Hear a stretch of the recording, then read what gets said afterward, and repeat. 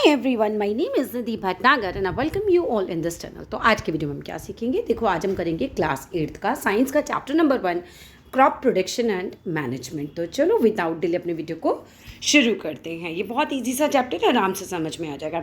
एक ओवरव्यू दे रखा है आपको चैप्टर का कि भाई क्रॉप के सीजन्स कौन कौन से होते हैं, उसके बारे में हम पढ़ने वाले हैं। क्रॉप प्रोडक्शन एंड मैनेजमेंट में हम पढ़ेंगे बेसिक एग्रीकल्चरल प्रैक्टिसेस के बारे में। हम animal as a source of food के बारे में भी पढ़ेंगे। चैप्टर यहाँ से स्टार्ट होता है हमारा। All living things require food to stay alive. जितनी भी लिविंग थिंग्स हैं, चाहे वो एनिमल हो, चाहे वो इंसान हो, चाहे वो कोई पशु पक्षी हो, भाई सबको फूड चाहिए होता है टू स्टे अलाइव, जिंदा रहने के लिए। यू हैव ऑलरेडी लर्न, आपने पहले ही ये सीख लिया है, that plants and animals are the two main sources of food. कि प्लांट यानी कि पौधे और एनिमल दो ही मेन सोर्सेज ऑफ फूड है। या तो आप प्लांट प्रोडक्ट खा सकते हो, या तो फिर आप एनिमल को मार के हम उसका जो मांस खाते हैं, नॉन वेजिटेरियन लोग जो खाते हैं, हम वो खा सकते हैं। तो यही दो तरीके हैं हमें अपना फूड प्राप्त करने के। एनिमल्स आर डोमेस्टिकेटेड, जानवरों को पाला जाता है, डोमेस्टिकेट किया जाता है, and raised to obtain food from them. भाई हम डोमेस्टिकेटेड, यहाँ पर डोमेस्टिकेटेड वर्ड का मीनिंग आपको दे रखा है। Tame, to keep animal as pets, हम जानवरों को एज अ पैट अपने घर में रखते हैं, है ना, एट होम, या फिर हम इन्हें फॉर्म पे रखते हैं। जैसे कि फॉर्म में मुर्गियाँ वगैरह पाली जाती है, तो सब किस लिए होता है? जिससे कि वो हमें फूड प्रदान कर सकें। ठीक है, different types of plants give us different types of food. अलग अलग प्रकार के प्लांट्स हमें अलग अलग प्रकार का फूड देते हैं। टू फुलफिल आवर नीड्स, अपनी ज़रूरतों को पूरा करने के लिए, each of these plants is grown on a large scale. तो अब ऐसा तो हो नहीं सकता कि आपने थोड़ी सी जगह पे गेहूँ उगाया, बहुत सारे लोगों को मिल जाए, और गेहूं की रोटी तो सभी के घर में बनती है। तो हम क्या करते हैं, बहुत ही बड़े स्केल पर गेहूं है, चावल है, दालें हैं, इन्हें उगाया जाता है। बहुत बड़े स्केल पर मतलब हो गया बड़े बड़े खेतों में। ठीक है, तो जब इन्हें उगाया जाता है तो इससे हमारी जो नीड है वो पूरी हो पाती है। The cultivation of plants on farms, यानी फार्म का मतलब खेत है यहाँ पर। तो खेतों में जो प्लांट्स हैं उनको उगाया जाना इस तरीके से ही फार्मिंग कहलाता है, यानी कि हम इन्हें खेती कहते हैं। The branch of science that deal with growing plants, एक ऐसी ब्रांच साइंस की, जैसे आप साइंस एज अ सब्जेक्ट पढ़ रहे हो, तो एक ऐसा सब्जेक्ट जिसमें कि हम क्या कह सकते हैं, branch of science that deals with growing plants, जिसमें हम प्लांट को ग्रो करना, उसको रेजिंग लाइव स्टॉक मतलब जानवरों को पालना पोसना फॉर ह्यूमन यूज़, इंसान के यूज़ के लिए, इज कॉल्ड एग्रीकल्चर। एग्रीकल्चर का मतलब ही क्या हो गया, जिसमें कि फसल वगैरह उगाई जाए, उस पोर्शन को भी हम एग्रीकल्चर बोल रहे हैं। जहाँ पर हम जानवरों को इसलिए पाल रहे हैं कि हम उनसे अपना फूड प्राप्त कर सके, तो इन दोनों को मिलाकर ही हम कहते हैं एग्रीकल्चर। ठीक है, agriculture is the largest occupation in our country. अब एग्रीकल्चर तो भाई भारत में सबसे ज़्यादा लोग करते हैं। ठीक है, India is the world's second largest producer and consumer of grains after China. देखो, चाइना की पॉपुलेशन हमसे ज़्यादा है।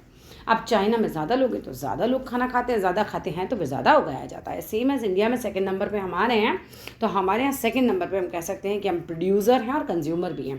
प्रोड्यूसर का मतलब हुआ हम प्रोड्यूस कर रहे हैं, हम उगा रहे हैं। कंज्यूमर का मतलब हुआ हम उसे यूज़ कर रहे हैं। क्रॉप्स एंड क्रॉप सीजन्स, अब हम पढ़ेंगे फसल के बारे में, फसलों के सीज़न के बारे में। The same kind of plants grown and cultivated at one place on a large scale are called crop. अब फसल किसे कहते हैं? जब आप एक ही जैसी चीज़ को बहुत बड़े एरिया में उगा देते हो तो हम उसे पेड़ नहीं कहते, हम उसे फसल कहते हैं। जैसे हम ये नहीं कहेंगे कि गेहूं का पौधा लगाया हमने, जब बहुत सारे लगाए हैं, हमने लार्ज स्केल पे लगाए, तो हम बोलेंगे गेहूं की फसल लगाई हमने, क्रॉप बोई है। The product which is obtained from a crop, और जो हमारे पास कट के मिलेगा हम उसे कहेंगे हमारा प्रोड्यूस है, ये हमने उगाया है। तो क्रॉप और प्रोड्यूस समझ में आ गया। Crops can be classified either on the basis of the products obtained. अब हम क्रॉप्स को, जो भी हमको मिला है, हम उसको क्लासीफाई करना सीखेंगे, और on the basis of the seasons they grow. भाई या तो प्रोडक्ट जो हमने ऑब्टेन किया उसके बेस पर, या फिर वो कौन से सीजन में होता है उसके बेस पर हम उसको टाइप में डिवाइड कर सकते हैं। अब सीरियल और ग्रेन क्रॉप्स कौन कौन से होते हैं? चार्ट एज इट इज़ आपको याद करना है, इसमें समझाने जैसा कुछ नहीं है। चावल है, वीट है, बार्ले यानी कि जौ है, मेज़ यानी कि मक्का है, और ओट्स आजकल तो बहुत प्रचलन में आ गए हैं ओट्स। ये सब सीरियल्स में आ जाते हैं, सीरियल और ग्रेन क्रॉप्स में आ जाते हैं। ये हमें प्रोवाइड क्या करते हैं? हमें कार्बोहाइड्रेट्स प्रोवाइड करते हैं in the form of starch. इन सब चीज़ों में स्टार्च होता है, जिससे हमें कार्बोहाइड्रेट्स मिलते हैं, और कार्बोहाइड्रेट्स से हमें एनर्जी मिलती है। नेक्स्ट पे आइए पल्सेस और लेग्यूमिन क्रॉप्स कौन सी होती हैं? जैसे पीज़ आ गई, इसके अंदर बीन्स आ गए, इसके अंदर ग्राम मतलब चना आ गया, सोया आ गया, बीन सोयाबीन जो आता है, और लेंटिल्स आ गए सारे के सारे। अब इन सब में क्या होता है, लेंटिल्स मीन्स दालें। अब इन सब में क्या होता है, प्रोटीन होता है, ठीक है, जो हमारी ग्रोथ को बढ़ाने में सहायता करता है, प्लस हमारे बॉडी में कोई टीयर वगैरह, मतलब हम कहीं चोट लग जाए कुछ भी, है ना, तो वो उस चीज़ को भी हील करने के काम आता है प्रोटीन।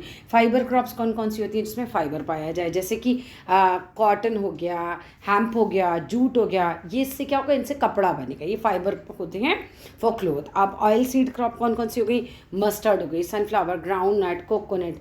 अब इनसे हमें क्या मिलता है, ऑयल मिलता है।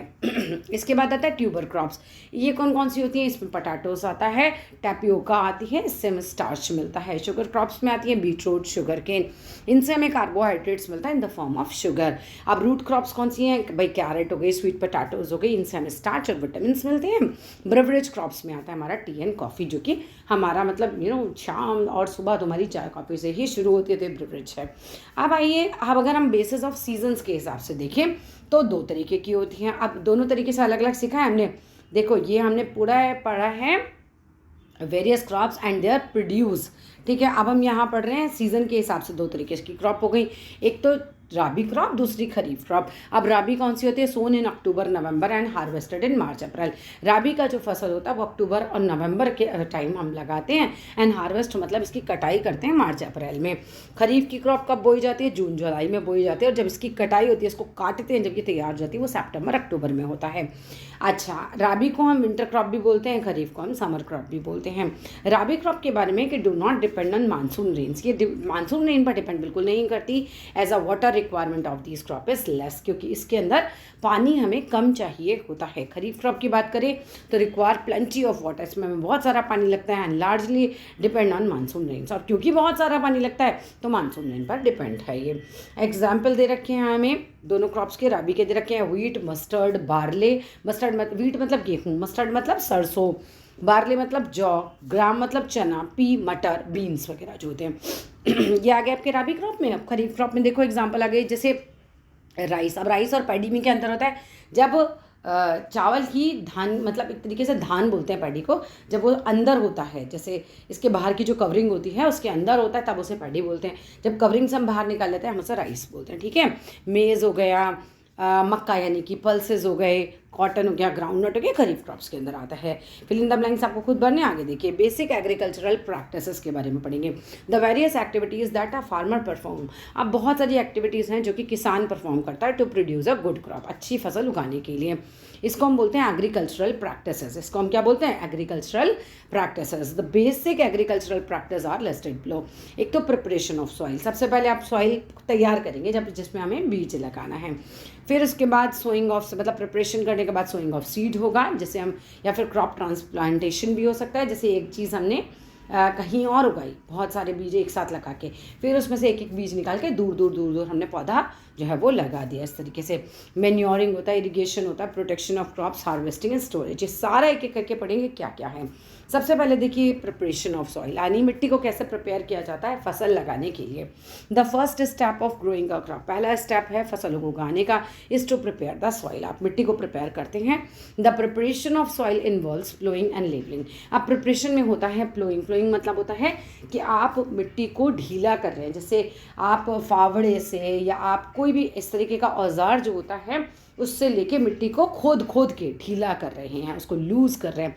फिर लेवलिंग करते हैं हम उसकी मिट्टी की, मतलब मिट्टी ऊबड़ खाबड़ ऊपर नीचे ना होके उसे एक समान थोड़ा सा किया जाता है। The soil needs to be loosened. Ploughing किया क्यों जाता है, क्योंकि सॉइल को लूज करना ज़रूरी होता है, so that the roots can penetrate deep, जो जड़ें हैं वो नीचे तक जा सकें, जाके सांस ले सकें मतलब उसके अंदर, एंड कैन ब्रीथ ईजीली, मतलब penetrate deep into the soil, नीचे जा सकें और नीचे जा गई हुई जो है वहाँ तक हवा पहुँचेगी तो वो सांस ले पाएंगी। The process of losing and turning the soil is called ploughing. अब प्लोइंग होता क्या है, आप मिट्टी को लूज़ कर रहे हैं और इसी चीज़ को हम टर्न कर रहे हैं और लूज़ कर रहे हैं, तो इसी को हम प्लोइंग बोलते हैं, या फिर टिलिंग भी बोला जाता है। प्लो, हो और cultivator driven by tractors. Cultivator क्या होते हैं, ये कांटे से लगे होते हैं ट्रैक्टर्स में, ठीक है, उससे भी सॉइल को लूज़ किया जाता है, ये यूज़ किए जाते हैं प्लोइंग के लिए। इट्स एडवांटेजेस आर, इसके फ़ायदे क्या होते हैं, it helps to bring the nutrient rich soil from the lower layer to the top. अब ये बहुत मदद करती है कि भाई सॉइल जो है क्या हो जाए, it helps to bring the nutrient rich soil from the lower layers to the top. अच्छा, नीचे की जो सॉइल होती है उसके पास न्यूट्रिएंट ज़्यादा हो गए तो वो ऊपर तक हम ले आते हैं। इससे प्लोइंग करते हैं ना तो क्या होता है, ऊपर नीचे मिट्टी होती रहती है, तो नीचे भी जो न्यूट्रिएंट होंगे वो भी ऊपर आ जाएंगे, making it available to plants. ठीक है, और वो फिर प्लांट्स को मिल जाएंगे। It also helps to retain moisture for a longer period, और इससे मॉइस्चर भी जो मिट्टी के अंदर होता है वो ज़्यादा पीरियड तक बना रहता है। आफ्टर प्लोइंग द सॉइल, जब आप प्लोइंग कर लेते हैं मिट्टी की, some big pieces of soil जिसे हम बोलते हैं क्रम्स, मतलब मिट्टी के बहुत बड़े टुकड़े जिससे होते हैं, रिमेन इन द सॉइल, वो मिट्टी में रह जाते हैं, विच में cause difficulty in sowing seed. अब उनकी वजह से बहुत मुश्किल होता है बीज को बोना। To break the big pieces of soil हम क्या करते हैं, levelling of soil is required. ठीक है, तो बड़े बड़े पीसेस को तोड़ने के लिए हमें लेवल करना पड़ता है मिट्टी को। It is done with the help of a wooden और आयरन प्लैंक, एक लकड़ी का या फिर लोहे का एक प्लैंक सा हम लेते हैं। ठीक है, और उससे हम ये करते हैं। एग्रीकल्चरल इम्प्लीमेंट्स की बात अगर की जाए तो farmer need some special tools to grow crops. जो किसान होते हैं उनको कुछ स्पेशल टूल्स की ज़रूरत होती है फसल को उगाने के लिए। The tools used by farmer during farming are called agricultural implements. अब जो टूल फार्मर यूज़ करता है उसको ही हम बोलते हैं agriculture implements.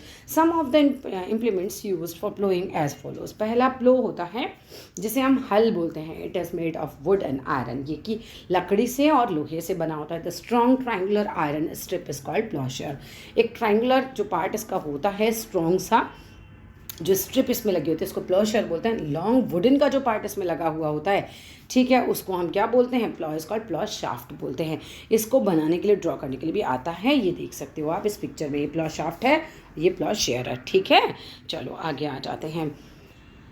In earlier times, पहले के टाइम में क्या होता था, applause were driven by animals. Applause को, हलों को जानवर चलाया करते थे, बैल बांध देते थे आगे और वो चला लिया करते थे, लाइक बुल्स या फिर हॉर्सेस। हॉर्सेस भी बहुत कम चलाते थे, बैल ज़्यादा चलाते थे। But now a days ploughing is done by cultivators. लेकिन आजकल तो कल्टिवेटर्स जो कि ड्रिवन बाय किसके होते हैं, ट्रैक्टर्स। ट्रैक्टर के पीछे लगे होते हैं ना कल्टिवेटर, ये देख रहे हो, ये कांटे से लगे हुए एक तरीके से हैं, और ये जो हैं फटाफट मिट्टी को खोदते चले जाते हैं। जैसे ट्रक आगे चलता जाएगा ना तो इससे मिट्टी उखड़ती चली जाती है। नेक्स्ट आता है हमारा हो। A hoe consists of a long rod of wood on iron। एक जो हो होता है उसमें क्या होता है, लॉन्ग रॉड होती है ऑफ वुड, लकड़ी की और या फिर आयरन की, with a broad strong iron plate attach होती है उसके अंदर, जिसे हम फावड़ा बोलते हैं ना हिंदी में, वो। The बैंट plate acts like a blade. वो बैंट वाला जो जगह होती है वो एक ब्लेड की तरह काम करते हैं। कुछ इस तरीके से हो गया, ये इस तरीके से होता है ये। अब ये जो है ना, ये इससे उखाड़ जाती है मिट्टी। आप इसे यहाँ से हाथ धक्का मारोगे तो ये उखाड़ देगा मिट्टी को पूरा। ठीक है, the बैंट plate acts like a blade and is useful for loosening the soil and removing weeds. इससे आप सॉइल को लूज़ भी कर लेते हो और वीड्स को, अनवांटेड प्लांट्स को हटा भी पाते हो। कल्टीवेटर ट्रैक्टर वगैरह में लगा के यूज़ करते हैं। A cultivator is a type of farm implement, खेत में यूज़ होने वाला इम्प्लीमेंट है, यूज्ड फॉर सेकेंडरी टिलेज। मतलब एक तरीके से टिलेज का मतलब यहाँ पर देखो दे रखा है, the process of preparing land for growing crops. Tillage का मतलब हो गया कि हम सॉइल को प्रिपेयर कर रहे हैं क्रॉप उगाने के लिए। ठीक है, आगे आ जाओ। They steer and pulverize the soil either before planting or after the crop has started growing। अब यहाँ पर pulverize का मतलब दे रखा है हमको, to crush soil lumps into fine powder. मतलब देखो मिट्टी के अंदर जो मोटे मोटे टुकड़े से आ जाते हैं उसको क्रश करने का ये काम करता है। ठीक है, सोइंग ऑफ सीड्स। अब इसके बाद क्या आ जाता है, the process of putting seeds into the soil is called sowing. अब बीज को जब आप मिट्टी में डालते हो, हम कह रहे हैं हमने बीज बोया है, तो सोइंग मतलब बोना। To get a good crop yield, इससे हमें अच्छी सी फसल मिलती है। It is important to select good quality seeds. अब ये बहुत इंपॉर्टेंट है कि हम अच्छी क्वालिटी का सीड है इसको सेलेक्ट करें, विच आर डिजीज़ रेसिस्टेंस, मतलब जिससे में बीमारी ना हो। बीज के अंदर बीज बीमार हुआ तो समझ लो ऑब्वियस सी बात है फसल ख़राब हो जाएगी। और बीज कैसा होना चाहिए, फ्री ऑफ इन्फेक्शन होना चाहिए, बीज में इन्फेक्शन भी नहीं होना चाहिए। एंड सो दम प्रॉपरली, और उनको हमें सही से लगाना चाहिए, प्रॉपर दूरी पर लगाना चाहिए और प्रॉपर गहराई में लगाना चाहिए, ना तो बहुत ऊपर ना तो बहुत ज़्यादा नीचे। बहुत ज़्यादा नीचे होगा तो बीज ऊपर नहीं आ पाता है, और बहुत ज़्यादा ही ऊपर होगा तो वैसे ही वैसे उड़ जाएगा, मिट्टी हल्की सी उड़ गई ऊपर से तो। ठीक है, तो प्रॉपर तरीके से लगाना चाहिए। Selection of good quality seeds can be done by soaking seeds in water. देखो आपका बीज सही है या गलत है, मतलब आपके बोने के लिए परफेक्ट है या नहीं, या आप पानी में डालिए बीज को। अगर बीज तैर के ऊपर आ गया तो इसका मतलब बीज खाली है, और अगर बीज नीचे बैठ गया इसका मतलब भरा हुआ है, तो आप उसे बो दीजिए। ठीक है, तो soaking seeds in water soaking of seeds in water before sowing also help in softening hard outer coat of seed. अच्छा, ये एक और चीज़ बता रहे हैं आपको, जो मैंने पहचान बताई है वो अच्छा सीड है या ख़राब सीड है उसके लिए होती है। यहाँ पर ये आपको बता रहे हैं कि अगर आप बीज को पहले ही पानी में भिगो के रख दो रात को, फिर सुबह जो है उस बीज को बोते हो, तो वो थोड़ा सा जर्मिनेशन का प्रोसेस जो है वो ईजीली हो जाता है। ये हेल्प करता है अर्ली जर्मिनेशन में, आपका पौधा जल्दी निकलता है इससे, ठीक है ना। Soaking of seeds in water, जब आप बीज को पानी के अंदर सोक करके रखते हो बिफोर सोइंग, इसे बोने से पहले, ये हेल्प करता है कि इसका जो आउटर कवर है वो बहुत सॉफ्ट हो जाएगा। इससे आपका जर्मिनेशन का प्रोसेस जल्दी हो जाता है और आसान भी हो जाता है। यहाँ आपको एक देखो वही वाली एक्टिविटी दे रखी है कि हेल्दी सीड जो है नीचे बैठ जाएंगे और जो हेल्दी नहीं है वो तैर के ऊपर आ जाएंगे। Take a glass bowl and fill it up to 3/4। आपने एक ग्लास का कांच का एक बाउल लिया, कैसा भी ले सकते हो वैसे तो, लेकिन देखने के लिए एक्टिविटी को आपको बताया जा रहा है कि आप कांच का ले लीजिए, ठीक है। 3/4 इसको पानी से भरिए with water, put a handful of gram seeds इसके अंदर डाल दिए, चने के दाने डाल दिए, लीव इट अनडिस्टर्ब्ड, आपको टच नहीं करना है, अबाउट एन आवर के लिए से छोड़ दो। You will observe that some seeds float on water, कि भाई कुछ तो पानी के ऊपर तैर रहे हैं, एंड दे आर हॉलो, जो तैर रहे हैं वो खाली हैं, एंड लाइट हैं। देयर आर अनहेल्दी सीड्स, तो मतलब दीज आर अनहेल्दी सीड्स, जो कि ऊपर तैर रहे हैं वो अनहेल्दी हैं। The seeds which settle down at the bottom are healthy, जो नीचे बैठ गए वो हेल्दी हैं, and are good for sowing, अच्छे हैं वो बोने के लिए। Things to keep in mind while sowing seed, कुछ बातें हैं जो हमें दिमाग में रखनी चाहिए जब हम बीज को बोते हैं। क्या क्या बातें हैं? Seeds should be sown in the proper season and in moist soil, आपको प्रॉपर सीजन में, जिस सीज़न का वो फसल है उसी सीज़न में उसको बोना चाहिए और गीली मिट्टी में हमें बीज डालने चाहिए। Seeds should be sown at a correct depth, मतलब ना तो बहुत ऊपर ना तो बहुत नीचे, गहराई सही होनी चाहिए, which varies from crop to crop. अब ये फसल पे डिपेंड करता है किसको कितनी गहराई की ज़रूरत है। If seeds are sown too deep, अगर हम बहुत ज़्यादा उसको टू डीप कर देंगे, then the roots will not be able to respire, जड़ें सांस ही नहीं ले पाएंगे। And if sown close to the surface, अगर हम ऊपर कर देंगे तो क्या होगा? There may be eaten by birds and insect, हो सकता है बर्ड्स और इंसेक्ट ही उन्हें आके खा जाए। Seeds should be sown at proper spacing, और जगह दूरी जो होती है वो बराबर होनी चाहिए, प्रॉपर स्पेसिंग होनी चाहिए हर एक के बीच में, क्योंकि जब ये बड़े हों तो इन्हें फैलने की जगह मिले, to prevent over crowding of plants. अगर एक साथ बहुत सारे प्लांट्स आप उगाएंगे तो किसी को भी न्यूट्रिएंट अच्छे से नहीं मिल पाएंगे। अब जब अगर प्रॉपर स्पेस देते हैं तो this enables each plant to get enough water, हर एक प्लांट को इनफ वाटर मिलेगा, इनफ न्यूट्रिएंट्स मिलेंगे, इनफ सनलाइट मिल जाएगी। मेथड ऑफ सोइंग, मेथड मतलब तरीका, मैनुअल मेथड और ब्रॉडकास्टिंग। अब क्या होता है? This method involve scattering of seed bye hands, मतलब हाथ में लिया और ऐसे फेंकते चले गए, तो ये मैनुअल मेथड हो गया। सीड्स लाइक मेज है, बाजरा है, are sown by this method, तो मैनुअल से कौन से होते हैं याद करके रखना। Seeds sown by this method are distributed unevenly in the field. अब ये अनइवनली होते हैं, अब हाथ से ऐसे मुट्ठी में भर भर के फेंकते जाओगे तो इवनली तो नहीं होंगे, अनइवनली होते हैं ये फील्ड के अंदर, leading to wastage and reduce crop yield. हाँ, इससे वेस्टेज भी होता है और फसल भी उतनी बढ़िया तरीके से हम कह सकते हैं नहीं हो पाएगी, रिड्यूस होगा। अब मैकेनिकल मेथड में क्या होता है? In this method seeds are sown using seed drill. अब सीड ड्रिल आपको फोटो पे दिखा रखी है कैसी होती है, इससे जो है बराबर दूरी पर बहुत तरीके से जो है वो बोए जाते हैं। The drill makes furrows in the soil and, मतलब जैसे गड्ढा गड्ढा सा करते जाएंगे, एंड सीड्स जो है वो उसमें फॉल होते जाएंगे into the furrows at proper depth, मतलब एक तरीके से प्रॉपर गहराई में वो जाते जाएंगे। प्रॉपर डिस्टेंसेस पे sowing seeds using the seed drill, वो फास्टर होता है और सेव भी करता है आपकी लेबर को। क्रॉप ट्रांसप्लांटेशन क्या होता है? In some crops like rice हो गया, यानी कि पैडी, और vegetables like chillies, tomatoes, the seeds are sown in a small area, जिसे नर्सरी बोलते हैं। नर्सरी में क्या किया? बहुत सारे एक साथ ही उगा दिए। When they germinate, और जब इनमें से छोटा छोटा पौधा निकल आया, द स्मॉल सीडलिंग्स निकल आती हैं, these are transferred to the main field, तो इनको मेन फील्ड में ट्रांसफ़र कर दिया जाता है, इसे ही क्रॉप ट्रांसप्लांटेशन कहते हैं। एडवांटेज क्या होते हैं क्रॉप ट्रांसप्लांटेशन के? It helps farmers to select only healthy seedling. आप फार्मर आराम से, किसान ये देख सकता है कि हेल्दी इसमें से प्लांट कौन सा है, मैं वही वाला खेत में जाके बो दूँ। It is easy to crop proper spacing between the plant. Plant उगने के बाद आपको अच्छे से पता है कि आपको कितनी कितनी दूरी पर अपने छोटे छोटे प्लांट को लगाना है, तो आराम से दूरी भी हो सकती है तय। The crop yield increases as unhealthy plants are sorted out. अब इससे क्या होता है भाई, जो फसल है वो भी अच्छे से उगती और unhealthy plants are sorted out, हम उन्हें हटा देते हैं, अनहेल्दी प्लांट को हम थोड़ी ना लगाएंगे फिर। अब इसके बाद जाते हैं मैन्योरिंग पर। मैन्योरिंग क्या होता है? इसमें खाद डालना। When crops are grown continuously in the same field, अगर हम फसल को सेम ही फील्ड में उगाते रहते हैं, the soil becomes deficient in some nutrients, तो मिट्टी में कुछ न्यूट्रिएंट्स हो जाते हैं कम। This reduce the crop yield, अब इससे क्रॉप जो है, जो फसल है वो कम उग पाती है। The problem can be overcome, हम इस प्रॉब्लम से बाहर आ सकते हैं बाय एडिंग मैन्योर्स और फर्टिलाइजर्स इन द सॉइल। अब हम अपनी फसल में खाद डाल सकते हैं, फर्टिलाइज़र डाल सकते हैं।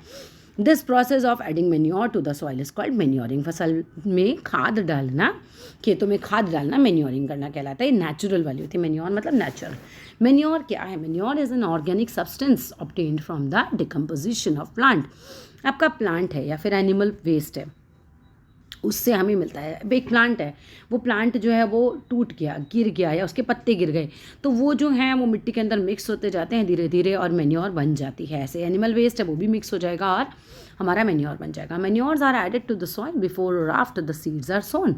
अब मैन्योर्स को ऐड किया जाता है मिट्टी के अंदर सीड को बोने के पहले भी और बाद में भी। It is rich in humus. अब इसके अंदर ह्यूमस बहुत अच्छी होती है। ह्यूमस क्या होता है? वर्ड का मीनिंग देख लेते हैं। Material formed by the decomposition of plant and animal matter. अब डिकम्पोजिशन होता है प्लांट का और एनिमल का जो भी उसका पॉटी वॉटी होता है उससे, इससे ह्यूमस क्रिएट हो जाता है जो कि काफ़ी अच्छा होता है हमारी फसल के लिए। इट इम्प्रूव्स सॉइल टेक्सचर, ये सॉइल के टेक्सचर को बहुत इंप्रूव कर देता है। Increase its water holding capacity, और इसकी पानी को रोक के रखने की कैपेसिटी को भी बढ़ा देता है। मेक्स इट पोरस, यानी कि ढीली कर देता है मिट्टी को, उसके बीच में जगह बना के रखता है हर एक कण के बीच में। And increases the soil fertility. Friendly microbes, इसके अंदर मैन्योर की वजह से अच्छे माइक्रोब्स मिट्टी के अंदर उत्पन्न हो जाते हैं। अब manure is mainly of 3 types, 3 type का होता है। एक तो होता है फार्म यार्ड मैन्योर, दूसरा ग्रीन मैन्योर, तीसरा कंपोस्ट। ठीक है, farm yard manure is prepared by decomposition of farm yard waste, जैसे डंग हो गया यानी कि पॉटी हो गई जानवरों की, स्ट्रो हो गया, लीव्स हो गए, मतलब एक तरीके से तिनके, पत्तियाँ, इन सबको मिला के बनाया जाएगा। Green manure is prepared by the decomposition of green plants, हरे पेड़ पौधों के जो पत्ते वत्ते गिर जाते हैं which are plot along with the soil, और मिट्टी के अंदर जाके वो मिक्स हो जाते हैं, उससे ग्रीन मैन्योर बनाया जाता है। कंपोस्ट मतलब खाद जो हम बनाते हैं is prepared by the decomposition of kitchen waste. आपका किचन में जो सब्जियों के छिलके हैं, लेफ्ट ओवर सब्जियां, मान लीजिए गली सड़ी आ गई, वो सब मिला मिलू के कंपोस्ट हम बना लेते हैं। Weeds unwanted plants, animal waste यानी कि एनिमल के पॉटी वगैरह, with the help of bacteria and fungi in the soil, हम ये पूरा कंपोस्ट तैयार करते हैं। देन बात आती है हमारे फर्टिलाइज़र की। फर्टिलाइज़र क्या है? एक केमिकल कंपाउंड है that is manufactured in factories, जो कि फैक्ट्रीज़ में बनाया जाता है। इट प्रोवाइड्स स्पेसिफिक न्यूट्रिएंट्स जैसे कि फास्फोरस, पोटाशियम, ये सब क्रॉप को प्रदान करता है। फॉर एग्जाम्पल यूरिया सप्लाई करता है, नाइट्रोजन कैन जो है सप्लाईज करता है कैल्शियम, नाइट्रोजन, कैल्शियम और नाइट्रोजन को। ठीक है, और इसके बाद आ जाता है टाइमोनियम जो फॉस्फेट, जो कि सप्लाई करता है नाइट्रोजन एंड फॉस्फोरस को। They are easy to use, ये आसान होते हैं यूज़ करने के लिए, ट्रांसपोर्ट करने के लिए। कैन बी ईजिली स्टोर्ड, आप इन्हें आराम से स्टोर भी करके रख सकते हैं। And they are also easily soluble in water, पानी में घुल भी जाते हैं। हैंस ईजिली एब्जॉर्ब किए जाते हैं by plants and utilized immediately, आप आराम से इन्हें यूज़ कर सकते हैं। अब डिफरेंस दे रखा है यहाँ पे फर्टिलाइज़र और मैन्योर का। देखो, मैन्योर जो होता है एक नेचुरल सब्सटेंस है, फर्टिलाइज़र एक केमिकल वाला सब्सटेंस है। मैन्योर की बात करें तो it is not nutrients specific, इसके अंदर न्यूट्रिएंट्स नहीं होते, नहीं, नॉट स्पेसिफिक मतलब ज़रूरी नहीं कि इसमें यही वाले न्यूट्रिएंट्स हो, and required in large quantities. आप फर्टिलाइज़र तो आपको पता है कि इसमें क्या क्या न्यूट्रिएंट हैं, तो it is nutrient specific and required in very small quantities, ये कम लगता है। मैन्योर रिच इन ह्यूमस होता है, जबकि fertilizer it does not provide any humus to soil.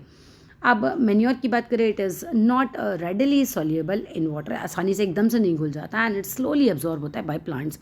जबकि fertilizer it is soluble in water, पानी में घुल जाता है, एंड रेडिली एब्जॉर्ब हो जाता है बाय द प्लांट्स तुरंत से। इसके आगे का करेंगे हम अपनी नेक्स्ट वीडियो में, क्योंकि चैप्टर तो देखो बहुत बचा हुआ है। I don't want you to get bore, एक ही वीडियो में नहीं करेंगे, हम 2 वीडियो बनाएंगे इसकी। ठीक है, तो यहाँ तक का करा हमने इस वीडियो में, अब सेकंड पार्ट में इसके आगे का बनेगा। वीडियो अच्छा लगे तो लाइक कर देना, शेयर कर देना, सब्सक्राइब कर देना। Thank you.